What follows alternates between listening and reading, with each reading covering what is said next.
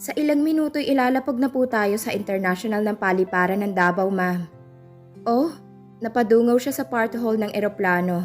Mga ulap pa rin ang nakikita niya. You've slept the 13-hour flight, ma'am? The flight attendant gave her a friendly smile before she turned to check on the other passengers. Carmela fumbled for her seatbelt and snapped it. Nang maisip ang dahilan kung bakit pauwi siya sa Pilipinas, ay muling nag-init ang sulok ng mga mata niya. But she refused to cry this time. She had slept the whole flight. At dahil pauwi siya ay napanaginipan niya si Adam. At ang nakaraan, hindi maiiwasan yon. Minutes later, lumapag ang eroplano niya sa Davao International Airport. Mula roon ay sumakay siya bilang isang chance passenger sa isang chartered plane patungong Sikayab Airport. Mula sa maliit na domestic airport sa Dipolog City, ay umupa siya ng sasakyan patungong Pilares. Ilang oras at kalahati ang biyahe mula sa airport patungong Hacienda Martinez. Hindi niya ipinaalam sa stepmother niya na uuwi siya. Nang muli itong tumawag ay pareho silang nasa opisina ni Tita Ligaya. Nag-iwan lang ito ng message sa answering machine. Natawagan ito kung uuwi siya upang masalubong. But she hadn't returned her call. Hindi niya gustong abalahin ng stepmother sa pagpapasundo sa kanya sa panahong namimighati ito at inaasikaso ang mga labi ng ama. Besides, hindi rin naman niya tiyak na makakakuha siya kaagad ng flight kinabukasan, pabalik ng Pilipinas. Papasok ng sinasakyan niya sa hacienda sa Monte, at may mangilan-ngilang tao sa daan na naglalakad at marahil ay patungo sa bahay hacienda. Ang iba'y nakikilala siya, at iba't ibang emosyon ang nakabadya sa mukha ng mga ito. Ilang minuto pa't natatanaw na niya ang malaking bahay hacienda. Elevated yon mula sa daan. Kaya kitang-kita ang kabuuan mula sa ibabang daan. Hindi makuhang makarating sa mismong harap ng bahay ang rented car na sinasakyan niya dahil sa mga nakaparadang sasakyan. Kahit ang horseshoe-shaped driveway ay puno na ng sasakyan ng mga nakikiramay. Binayaran niya ang driver at inutusang isunod sa kanya papasok ang mga maleta niya. For a moment, she looked around her. The grass was yellowing in the midday sun. O marahil dahil na rin sa dami ng taong dumaan doon. The air was still and filled with the familiar smells of the hacienda. With her high heels sinking slightly in the soft grass, Carmela walked up behind parked cars. Lahat halos ng mga mata ng mga taong nakikiramay ay nakasunod ang tingin sa kanya. Sa pagbaba pa lang niya ng sasakyan, there was a hushed silence as she moved through the crowd. Ang mga tao ay nahawi na tila ang dagat na pula upang bigyan siya ng daan papasok niya sa kabahayan. Subalit walang malinaw na anyo siyang nakikita. Bahagya ng rumihistro sa pandinig niya ang bulong-bulungan ng mga naroroon. Sa dulong bahagi ng maluwang na sala ay ang casket ni Felipe. Sandali siyang napatda. Her heart pounded. She couldn't breathe, knowing that her father dead was something. But seeing his coffin was another matter. Nilagyan niyo ng tuldok na totoong wala na ang papa niya, na namatay itong masama ang loob sa kanya. Agad niyang tinakpan ng kamay ang kanyang bibig upang huwag kumawala ang sigaw sa bibig niya. Tears filled in her eyes as she stared at her father's coffin. Nararamdaman niyang panlalambot ng mga tuhod niya at ang panginginig ng buo niyang katawan. Sinisikap niyang maging matatag. Hindi siya maaaring mag-breakdown sa harap ng maraming tao. Nang humakbang siya palapit ay bumigay ang nanginginig niyang mga tuhod. She swayed and she heard the collective gasp from the people around her. Ang pagbuway niya ay napigil ng matipunong mga bisig na maagap na humawak sa mga balikat niya mula sa likuran. Inalalayan siya ng may-ari ng mga bisig na yon palapit sa nakaburol na ama. Halos mapugto ang hininga ni Carmela nang tunghayan ang loob ng magarang kahong-kahoy. "Papa," she whispered. Nanatiling nakahawak sa mga balikat niyang mga kamay na yon. Nasawari ay nakahandang umalalay at magbigay ng lakas para sa kanya. Wala sa loob na napaatras si Carmela at napasandal sa dibdib niyon at paimpit na humikbi. Hindi niya gustong humagulgol ng iyak sa harap ng maraming tao. "Go ahead and cry, Carmela. Makaluluwag sa dibdib mo yon." Wika ng buo at malalim na tinig na siyang may-ari ng dibdib na sinasandalan niya. Carmela stiffened. Minsan man sa loob ng 3 taon ay hindi niya nakalimutan ang tinig na yon. It was the voice that first attracted him to her. Slowly she turned and raised her teary eyes to him. "Adam." Their eyes met and locked. Ang sa kanya'y pagkamangha at pagkalito. Bagaman nasa dibdib niya ang agam-agam sa muling pagtatagpo nila, ay hindi niya inaasahang sa mismong sandaling yun na mangyayari iyon. Adams revealed nothing but emptiness, kasing hungkag ng 3 taong lumipas. Unang nagbaba ng mga mata si Carmela at marahang pinakawalan ng sarili mula sa pagkakahawak nito. Humakbang siya pa atras. Kung maaari lang na manatili siya sa dibdib at mga bisig nito. Mga bisig na minsan ay nagpadama sa kanya ng walang kapantay na ligaya at pag-ibig. Mga bisig na walang anuman kung siya ay buhatin at iikot sa buhanginan hanggang sa pareho silang bumagsak sa tubig. Iniluha lahat ni Carmela sa harap ng walang buhay na amang mga kapighati ang nasa dibdib niya. Sa sandaling yun ay sa 2 kadahilanan. Nang hapong ding iyon ay inihatid si Felipe sa huling hantungan. Kahanga-hanga ang katatagan ng ipinakita ng 2 babaeng iniwan nito. Ni hindi na niya matandaan ang maraming bilang ng mga taong lumapit at nakiramay sa kanya. Her head throbbed, her body ached with fatigue.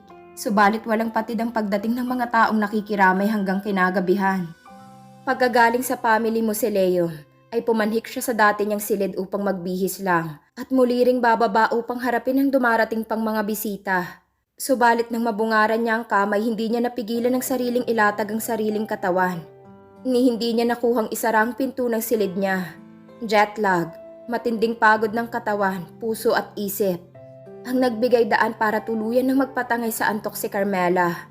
Hindi na niya namalayan ang pagsungaw ni Adam at ang pagpasok nito sa silid bitbit ang 2 maleta niya. Tumayo si Adam sa tagiliran ng kama at tahimik na pinagmasdan si Carmela. Nakikita niya ang mga pagbabago.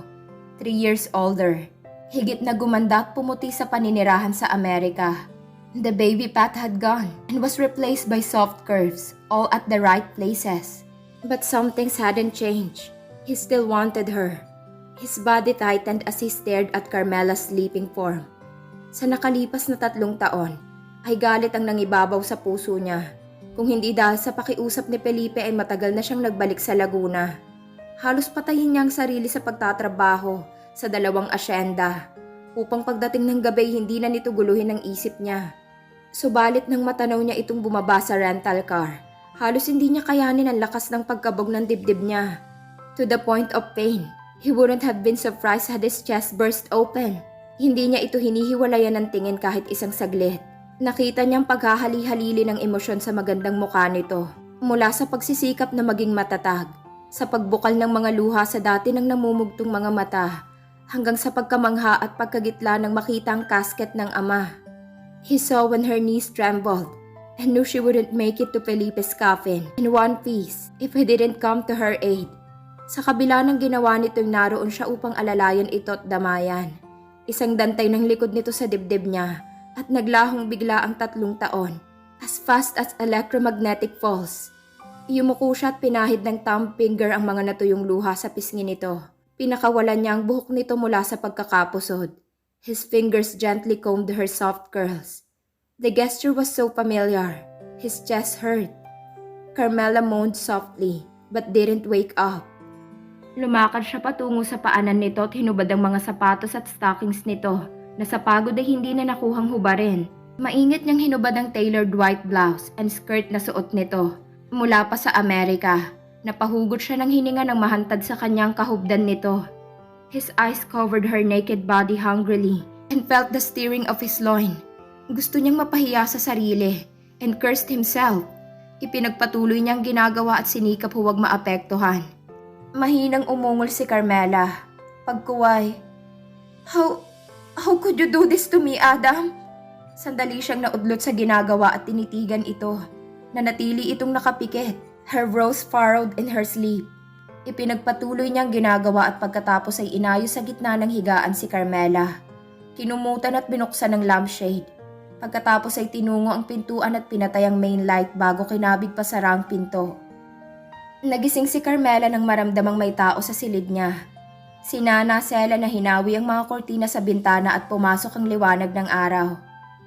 Nana Sela, she yawned, burrowed her face on her pillow. Hindi ka nakapaghapunan kagabi at tanghali na. Anito. Bilin ni Adam ay gisingin kita sa oras ng tanghalian. Binuksan nitong isang maleta at isa-isang inalis ang mga damit niya upang isalansan sa closet. Ang hibla ng antok ay tuluyang nawala nang marinig niya ang pangalang binanggit ni Nana Sela. Pumangon siya at naupo nang humulagpos ang kumot sa katawan at matanto niyang wala siyang suot, maliban sa underwear. Dinakma niyang muli ang kumot at itinapi sa katawan. Kayo ho ba ang naghubad sa akin, Nana Sela? Tanong niya sabay sulyap sa mga damit na nasa dulo ng kama. Aba, hindi. Baka ang asawa mo. Walang anumang sagot nito. Napamulagat si Carmela. Pinanhik ka ni Adam kagabi nang hindi ka na bumaba para yayaing maghapunan. Dumating ang pamilya ni na Mayor Bengson kasama si Jack. Carmela was speechless. Inalisan siya ng damit ni Adam kagabi. Nakaramdam siya ng pagkapahiya. Kagabi nananaginip siyang yakap-yakap siya nito. Was it just a dream? Or she shook her head. Ang asawa pa rin niya kung tukuyin ni Nana Sela si Adam. 3 taon siyang nawala. Wala bang nabago? Tiningnan niya si Nana Sela na naghahanger ng mga damit niya sa closet. Kumusta na ho si Adam? She paused. At si Melissa, hindi niya gustong idugtong ang pangalan ng babaeng yon, pero nanulas sa bibig niya. Nahinto sa sandali sa pagsasabit ng damit si Nana Sela. Gumuhit ang pagtataka sa muka. Anong ibig mong sabihin sa tanong mong yan, Carmela? Nito na hindi kailanman siya tinawag na Carmela.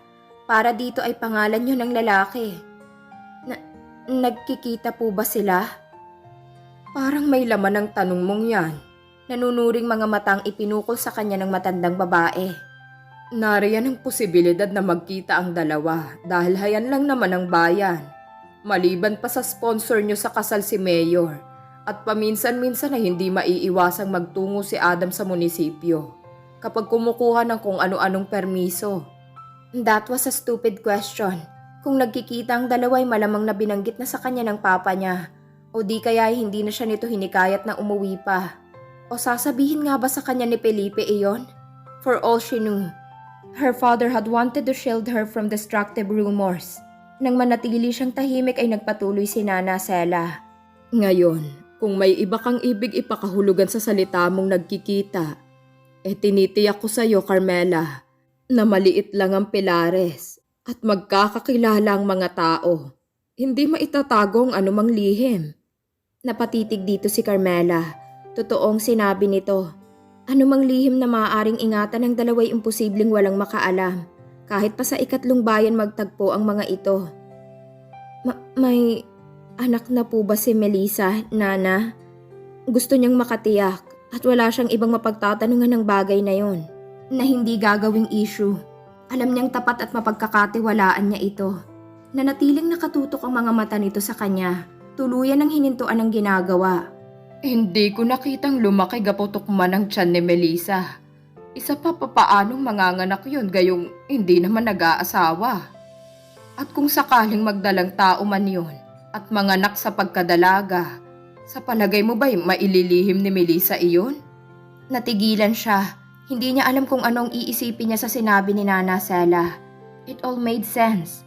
Nagsinungaling ba sa kanya si Melissa 3 taon nang nakalipas? Pero kung hindi ito nagdalang tao, she couldn't discount the possibility that Melissa had miscarried or had aborted her child since Adam was still married to her. Hindi ko alam kung bakit ka nagtatanong ng ganyan, anak. The old woman cut into her thoughts with deep sigh.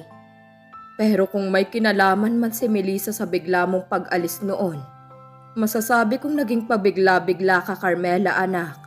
Dito na kami tumanda ni Manong Berto mo at hindi ka na iba sa amin. Wala kaming hangad kundi ang makita kang maligaya. Maligaya naman po ako. At si Adam, anak, mula nang umalis kay parang naging ibang tao. Patuloy nito na tila hindi siya nagsalita. Hindi na siya ang dating Adam na unang ipinakilala sa amin ng papa mo. Ang asawa mo, Carmela, tulad ng pagkakilala ni Felipe ay isang mabuti at mapagkakatiwalaang tao. Humakbang ito patungo sa pinto. Mamaya ko na ipagpapatuloy ang pag-aayos niyang mga gamit mo. At alauna na. Bumaba ka na at nang makakain. Ipahahanda ko ang mesa. Naiwan siyang nag-iisip. Nagkamali ba siya? Naging pabigla-bigla nga ba siya sa ginawang kapasyahan? Her father had been a good judge of character.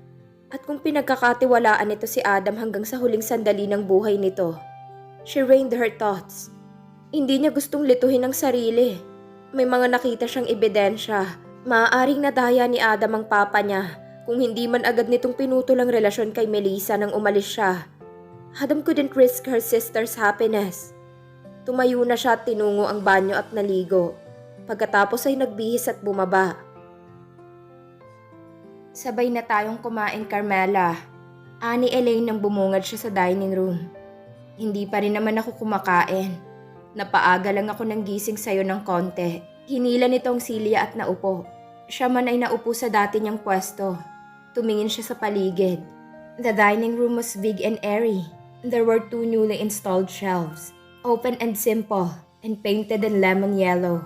Its appliances were outdated but functional, at naroroon pa rin sa dating ayos ang mga kasangkapan. Everything was spotless. Walang nagbago maliban sa mga karagdagang shelves at mga bulaklaking kurtina. Masarap ang pesang dalag. Ani Elaine nang manatili siyang nakatingin sa paligid. Sadyang ipinaluto ni Nana Sela yan dahil alam niyang paborito mo. Napapitlag siya sa mga nakahain. Maliban sa pesang isda, ay may mga malalaking halabos na alimango at kilawing talaba na nasa shell pa. Pawang paborito niyang lahat. Suddenly she was hungry. Hindi kumikibo si Elaine habang kumakain sila. Palihim niyang sinusulyapan ng madrasta at nakita niyang mapula pa rin ang mga mata nito at namumugto pa.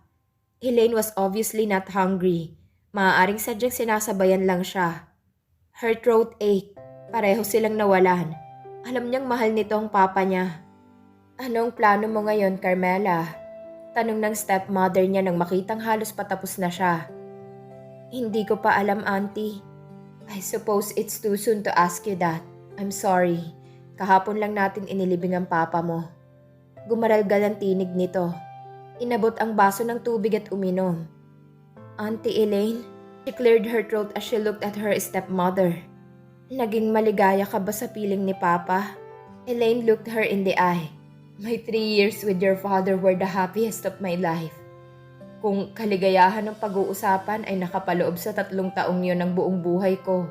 Sa nakalipas na ilang araw ay hindi ko miminsang naisip na sana ay kasama niya ako ng araw na yon.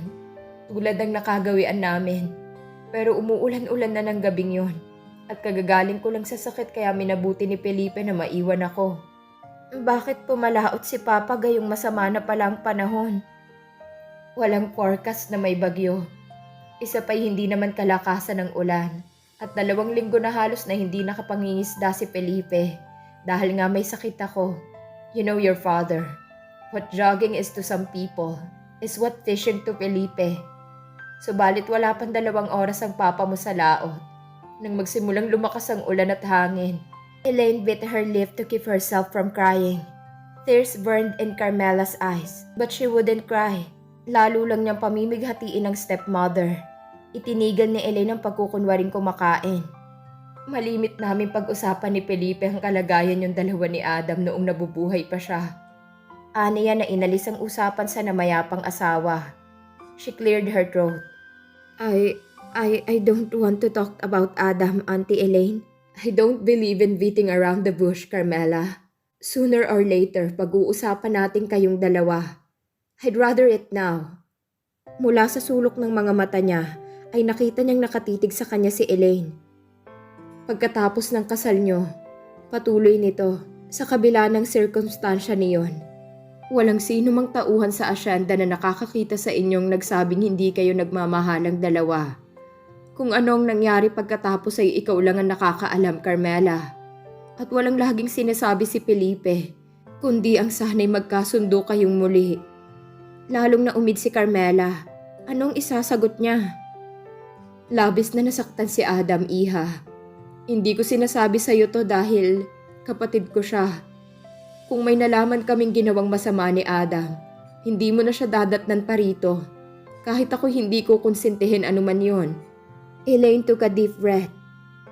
Hindi na kita ulit tatanungin kung bakit ka umalis 3 taon nang nakararaan.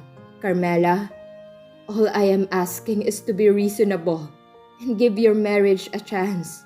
Hindi ko alam ang sasabihin ko, Auntie Elaine, she said.